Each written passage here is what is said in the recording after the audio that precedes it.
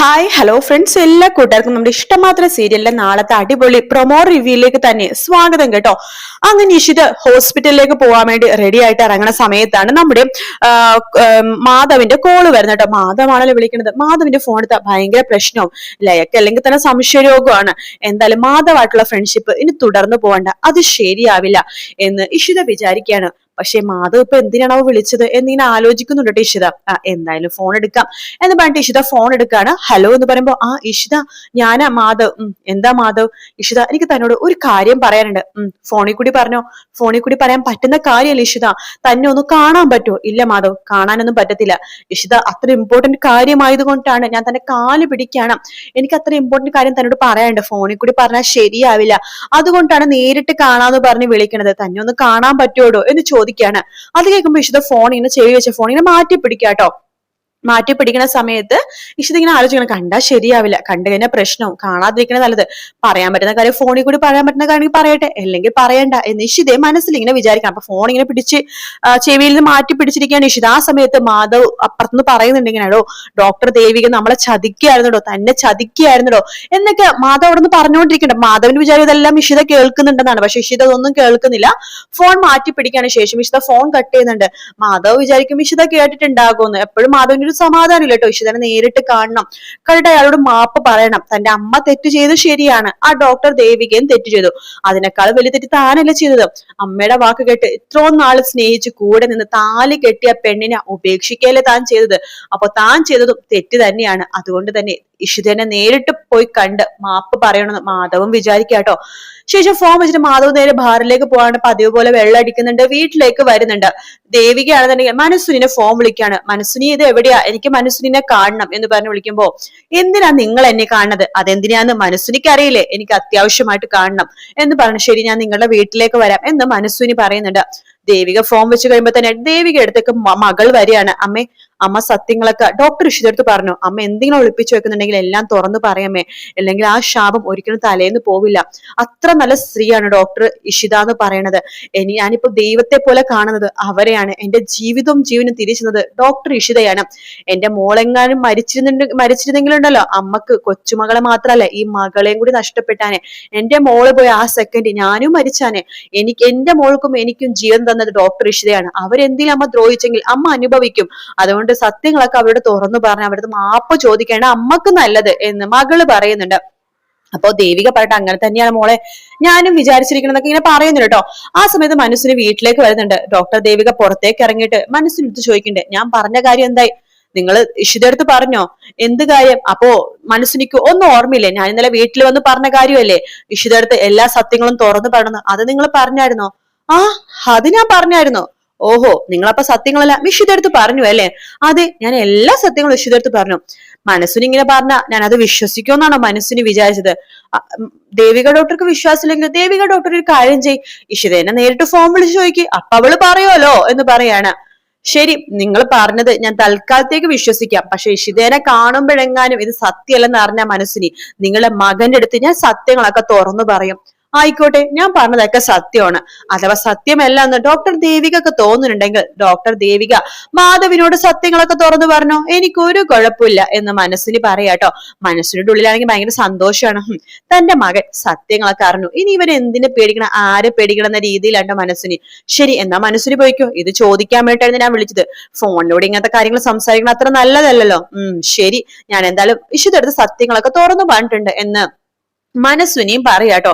ശേഷം അവർ വീട്ടിലേക്ക് പോകുന്നുണ്ട്. ഇഷിതയും മഹേഷും ഭയങ്കര സന്തോഷത്തിൽ ഇങ്ങനെ വീട്ടിലിരിക്കുന്ന സമയത്ത് മഹേഷിനോട് ഇഷിത ചോദിക്കുന്നുണ്ട്, മഹേഷിനെ വീട്ടിനുള്ളിൽ ഇരുന്നിട്ട് മതിയായല്ലേ? അതേടോ, പുറത്തൊക്കെ ഒന്ന് ഇറങ്ങാൻ തോന്നുക. നമ്മളിടക്ക് ബീച്ചിൽ പോണത് എനിക്ക് ഓർമ്മയുണ്ടോ? അവിടെ പോയി കുറച്ചേരം നമ്മൾ സംസാരിക്കുമായിരുന്നു. അത് ഓർമ്മയുണ്ട് മഹേഷ് കിടന്ന പിന്നെ ഞാനും പുറത്തുനിന്ന് പോകാറില്ല. ഹോസ്പിറ്റലിൽ കഴിഞ്ഞിട്ട് വീട്ടിലേക്ക് വരും, അത്രേ ഉള്ളൂ. നമുക്കൊന്ന് ബീച്ചിൽ പോയാലോടോ? അത് വേണോ മഹേഷ്? അതെന്താടോ? എനിക്ക് വേറെ കുഴപ്പമൊന്നുമില്ല, ഒരു അസ്വസ്ഥതയില്ല, ഒരു വേദനയില്ല. നമുക്കൊന്ന് ബീച്ച് വരെ പോയിട്ട് വരാം. ശരി, എന്നാൽ ഞാൻ റെഡി ആയിട്ട് വരാം, എന്നിട്ട് മഹേഷിനെ റെഡിയാക്കാം എന്ന് പറയാണ്. അങ്ങനെ നിഷിത റെഡിയാവുന്നുണ്ട്, മഹേഷിനെ റെഡിയാക്കുന്നുണ്ട്. എന്ന് നമുക്ക് പോയാലോ എന്ന് പറഞ്ഞിട്ട് പുറത്തേക്ക് ഇറങ്ങുമ്പോ സ്വപ്ന വലിയ ചോദിക്കണ്ടല്ല, നിങ്ങളിത് എവിടേക്കാ? അമ്മ മഹേഷ് ഒരേ ഇരിപ്പിരിക്കല്ലേ അമ്മ, ഒരു അറ്റ്മോസ്ഫിയർ മാറണത് നല്ലതല്ലേ, ഞങ്ങളൊന്ന് ബീച്ച് വരെ പോയിട്ട് വരാം. അയ്യോ, അതൊക്കെ റിസ്ക് ആണ്, പോകണ്ട എന്ന് സ്വപ്ന വലിയ പറയാണ്. മഹേഷ് പറഞ്ഞിട്ട് ഇല്ല അമ്മേ പോണോ അമ്മേ, എനിക്കാ നിർബന്ധം പോണോന്നുള്ളത്. അതുകൊണ്ട് ഞാനൊന്ന് പുറത്ത് പോയിട്ട് വരട്ടെ അമ്മേ. കുഴപ്പമൊന്നുമില്ല, ഞാൻ സേഫ് ആയിട്ട് തന്നെ പോയിട്ട് വരുള്ളൂ. ഇഷിത ഉണ്ടല്ലോ എന്റെ കൂടെ, പിന്നെന്തിനാ പേടിക്കണത്? എന്നാലും നോക്കിയിട്ട് പോകട്ടെ മോളെ എന്ന് പറയാണ് നമ്മുടെ രാമനാഥൻ കേട്ടോ. ശരി അച്ഛൻ, ഞങ്ങൾ നോക്കിയിട്ട് തന്നെ പോയിട്ട് വരാം, പെട്ടെന്ന് തന്നെ വരാം, ഒരു മണിക്കൂറിൽ തിരിച്ചു വരാം എന്ന് പറയുന്നുണ്ട്. അങ്ങനെ ഇഷിതയും മഹേഷും കൂടി ബീച്ചിലേക്ക് പോവാണ്. കുറെ നേരം മഹേഷിനെ കൊണ്ട് ഇഷിത അവിടെ എല്ലാം ചുറ്റി നടക്കുന്നുണ്ട് കേട്ടോ. ശേഷം കുറച്ച് കഴിയുമ്പോഴേക്ക് താൻ അടുത്തോടോ എന്ന് മഹേഷ് ചോദിക്കുകയാണ്. ആ കുറെ നേരമല്ലോ നടക്കുന്നത്, ഒന്ന് ഇരുന്നാലോ എന്ന് പറയാണ്. ശേഷം രണ്ടുപേരും കൂടി നിലത്ത് അവിടെ പുല്ലിൽ ഇങ്ങനെ ഇരിക്കാട്ടോ. ഇരുന്നിട്ട് മഹേഷ് ഇഷിതയെ കുറെ സംസാരിക്കുകയാണ്. ഇഷിതടുത്ത് മഹേഷ് പറയുന്നുണ്ട്, എടോ എനിക്ക് തന്നെ ഒരുപാട് ആഗ്രഹങ്ങളുണ്ടോ. ആദ്യത്തെ ആഗ്രഹം ഒരുപാട് നാള് ആയുസ്സോടെ ജീവിക്കണം എന്നുള്ള, തന്റെ കൂടെ ആയുസ്സോടെ ഒരുപാട് നാള് ജീവിക്കണോടോ. എന്തോ മരണത്തേക്ക് വല്ലാത്തൊരു ഭയം തോന്നുന്നു. അതിന് മഹേഷ് മരിക്കുമെന്ന് ആരാ പറഞ്ഞത്? മഹേഷിന്റെ കൂടെ ഞാനില്ലേ എന്ന് പറയാണ്. നമ്മൾ ജീവിച്ചു തുടങ്ങാൻ പോകുന്നല്ലേ മഹേഷുള്ളൂ. അതെ, എനിക്ക് തന്റെ കൂടെ ഒരു 50 വർഷം പോരാ, ഒരു 60 വർഷം 70 വർഷം സുഖമായിട്ട് ജീവിക്കണം. അതെ മഹേഷ്, അതൊരു അതിമോഹമല്ലേ? ഇപ്പൊ തന്നെ മഹേഷിന് എത്ര വയസ്സുണ്ടെന്ന് അറിയാവോ? എനിക്കും കുറച്ച് പ്രായമുണ്ട്. ഒരു 30 വർഷം മഹേഷിനോട് ജീവിക്കണമെന്നുള്ള ആഗ്രഹം എനിക്കുള്ളൂ. അത് കഴിയുമ്പോഴേക്കും നമ്മൾ വയസ്സാവില്ലേ മഹേഷ്? മക്കൾക്കൊക്കെ ബാധ്യതയായിട്ട് എന്തിനാ നിൽക്കുന്നത്? അതുകൊണ്ട് ഒരു പ്രായമാകുമ്പോ 90 വയസ്സ് വരെ നമുക്ക് ഒരുമിച്ച് സുഖമായിട്ട് ജീവിക്കാം, അതിനുശേഷം നമുക്ക് ഒരുമിച്ച് മരിക്കാം, എന്താ അതുപോലെ എന്ന് ചോദിക്കാണ്. അത് മതി എന്ന് മഹേഷ് പറഞ്ഞിട്ട് അങ്ങനെ മഹേഷ് ഇഷിതടുത്ത് ചോദിക്കേണ്ടല്ല, താൻ പറഞ്ഞല്ലോ നമുക്കിനി ഒരുമിച്ച് ജീവിക്കാന്ന്, തന്റെ അമ്മക്ക് ഞാൻ വാക്ക് കൊടുത്തും ചെയ്തു. അതുകൊണ്ട് മഹേഷിന്റെ വാക്ക് പാലിക്കണം എനിക്ക്. അതുകൊണ്ട് തന്നെ നമുക്കിനി ഒരുമിച്ചാലോ എന്ന് ചോദിക്കുമ്പോൾ ഇഷിത പറഞ്ഞിട്ടുണ്ട്, മഹേഷ് എനിക്കതിന് ഒരു കുഴപ്പമില്ല. മഹേഷായിട്ട് ഒന്നിച്ച് ജീവിക്കുന്നത് ഒരു സൗഭാഗ്യം പോലെ എനിക്ക് തോന്നുന്നത്, ഒരു ഭാഗ്യമായിട്ടാണ് ഞാൻ കരുതുന്നത്. അതുകൊണ്ട് എനിക്കും ആഗ്രഹമുണ്ട് മഹേഷിനോട് ഒന്നിച്ച് ജീവിക്കാനായിട്ട്.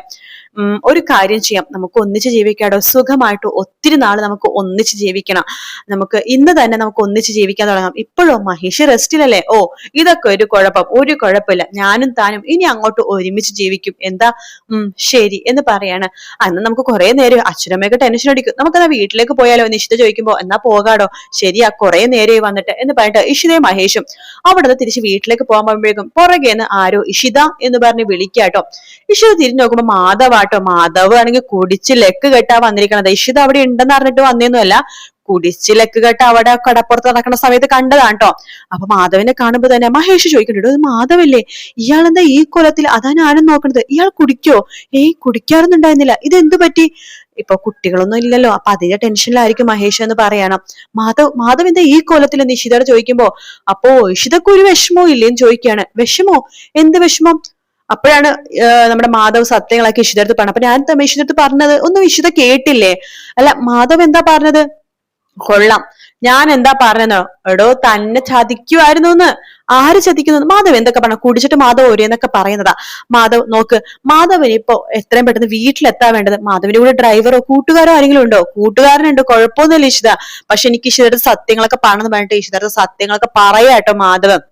അങ്ങനെ മാധവിന്റെ വായും തന്നെ ഇഷിത സത്യങ്ങൾ അറിയാൻ പോകുന്ന ഭാഗമാണ് നമ്മൾ നാളത്തെ മറ്റന്നാളത്തെ എപ്പിസോഡിലൊക്കെ കാണാൻ പോകുന്നത് കേട്ടോ. വീഡിയോ ഇഷ്ടപ്പെട്ടാൽ ലൈക്ക് ചെയ്യുക, സബ്സ്ക്രൈബ് ചെയ്യുക, കമന്റ് ചെയ്യുക. മറ്റൊരു വീട്ടിൽ കാണാം. Take care, bye bye.